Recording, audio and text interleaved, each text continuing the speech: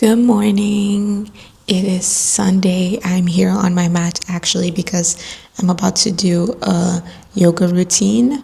But I sat down first because I felt the need for a rant.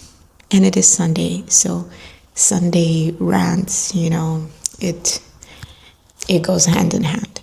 It seems that this year started with everything and anything going on. There's so much in media that's happening right now. And I'm currently in Portugal. There's been like 4 or 5 storms, one after the other. And I'm lucky to have been in areas that were okay. But a lot of people lost their houses. People even lost their lives, their entire livelihoods. And it's very difficult right now to find a silver lining to it all. I'm also not from here, and it doesn't matter where you're from or where you are.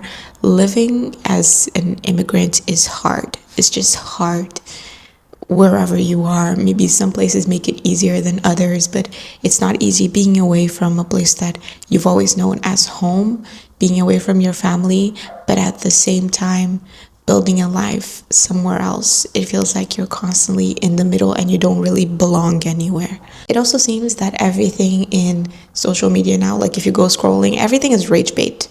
Everything you see is either to infuriate you or to spite a reaction out of you or to get you to feel some type of negative emotional state. And just everything in culmination has been creating a lot of anxiety in me. And I know that I'm not the only one. A lot of people are just feeling so disconnected and so far gone and far removed from everything.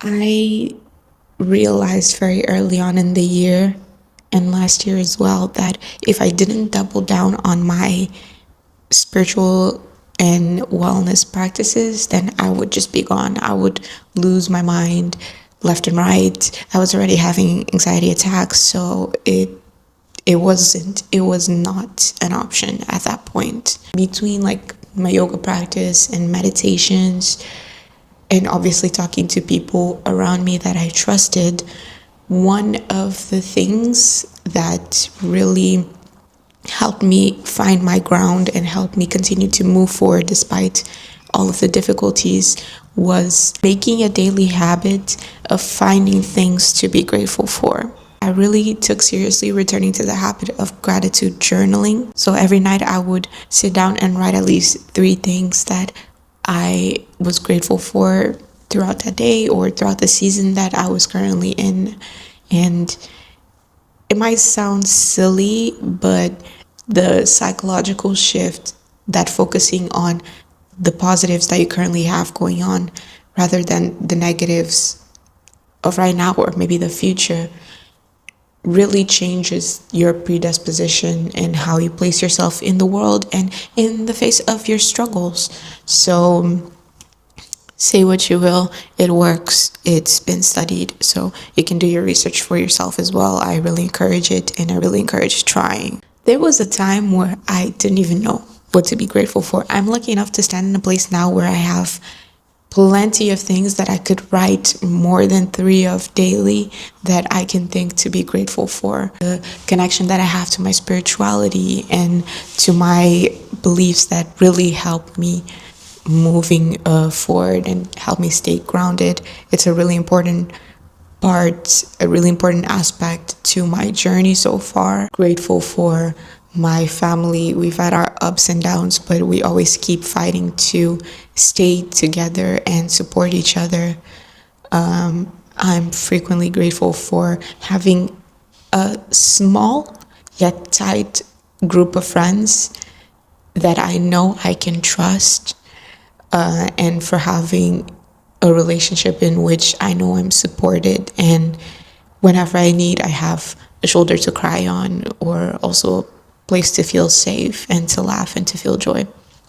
So those are just a few of the things. But there was a time in my life where I didn't know what to be grateful for. So I was grateful for having a roof over my head. I was grateful for waking up safe and warm in my bed.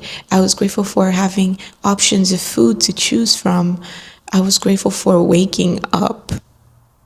I was grateful for having the choice of how I got to show up in the world and act in the day that was given in front of me.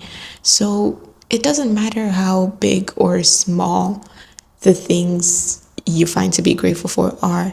What matters is bringing yourself back to yourself, getting yourself out of a fugue state in which all you are surrounded by is negativity, which is what the world seems to be doing now. Because with everything that is going on in the world, all you have is yourself. All you have is your beliefs, whether it's in yourself or in a higher power or in a religion or in a certain lifestyle. I don't care. I don't care. Doesn't matter to me. As long as you're a good person, I'm cool with whatever. You have to have a belief in something that removes you from the chaos that the world is trying to ingrain in us. Because call me a conspiracist, call me whatever you want, but I believe that everything that is happening, and the reason that everything is happening at the same time, is because there's this whole attempt to completely shut us down and desensitize us from ourselves, from our awareness, because that's how they profit off of despair. If you don't believe in anything, you'll fall for everything. And that's why it's so important to have these practices that cut off that process of letting you fall into the spiral of negativity and despair and hopelessness and just numbness. You have to counteract it with something. Gratitude journaling or affirmations or meditation or whatever. Fact is, they remove you from the negative pattern of thinking and they give you the ability to see, even if it's just the tiniest glimmer of light at the end of the tunnel. And that's what you need, just to hold on to something and to not allow yourself to fall. And this is coming from somebody who has been in a hole so deep that I saw no light. I've been in a hole so deep that I did not want to dig a way out. But something one day allowed me to see a teeny tiny light that helped me find my way out. And that was all of these practices. So find yours. Find yours. Because that's the thing that's going to save us in a world that seems to be burning down. I don't know, maybe this was just a dramatic rant.